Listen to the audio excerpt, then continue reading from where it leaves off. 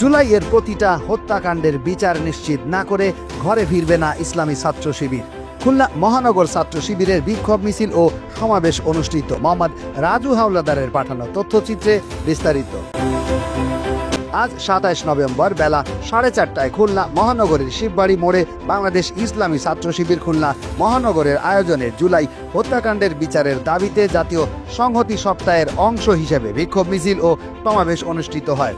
বাংলাদেশ ইসলামী ছাত্র শিবির খুলনা মহানগর সভাপতি আরাফাত হোসেন মিলন এর সভাপতিত্বে বিক্ষোভ সমাবেশে উপস্থিত ছিলেন কেন্দ্রীয় ছাত্র কল্যাণ বিষয়ক সম্পাদক আব্দুল্লাহ আল মামুন, ছাত্র শিবির খুলনা মহানগর সেক্রেটারি মোহাম্মদ নুরুল্লাহ, সংগঠনের সাবেক সেক্রেটারি আমিরুল ইসলাম সহ সংগঠনের খুলনা জেলা ও মহানগরের বিভিন্ন পর্যায়ের নেতৃবৃন্দ।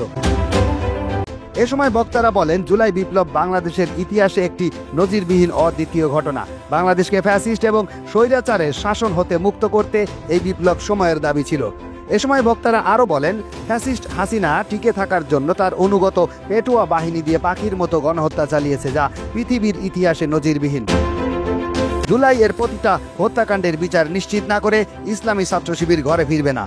এই নিয়ে যদি কোনো ষড়যন্ত্র হয় তাহলে বাংলাদেশ ইসলামী ছাত্র শিবির বিচার বিভাগ ঘেরাও করবে। প্রয়োজনে এই বিচারের জন্য আইন নিজেদের হাতে তুলে নেবে। এছাড়াও বক্তারা ইসকনকে এদেশে নিষিদ্ধ, চট্টগ্রামে রাষ্ট্রপক্ষের আইনজীবী সাইফুল ইসলাম আলিফকে জবাই করে হত্যা এবং ইন্ডিয়ার যে কোনো ষড়যন্ত্র রুখে দেওয়া সহ বাংলাদেশ ইসলামী ছাত্র শিবিরের প্রতিটি কর্মীকে সতর্ক থাকার আহ্বান জানিয়ে শান্তিপূর্ণভাবে সমাবেশ শেষ করে। বাংলাদেশ ইসলামী ছাত্র শিবিরের সমাবেশটি প্রথমে ডাকবাংলা মোড়ে জড়ো হয়ে পরে মিছিল সহকারে শিববাড়ি মোড়ে এসে বক্তব্যের মাধ্যমে শেষ হয়।